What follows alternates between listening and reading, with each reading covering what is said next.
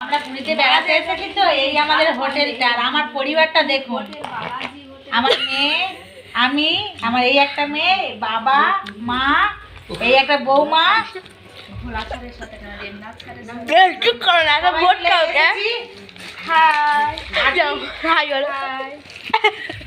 বাড়ি যাওয়ার সময় স্যার আমাদের চিড়ে ভাজা টিফিন দিয়েছিল, তো তখন খাওয়ার সময় পাইনি। আর এত টেস্টি চিড়ে ভাজা আমি রেখে দিয়েছিলাম, মানে পরে পরে খাওয়া বলে।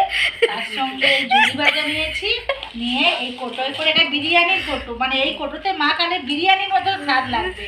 এই কোটোতে মাখাচ্ছি, আর বাবা আর আমি আর এই আমার মেয়ে সবাই মিলে খাচ্ছি।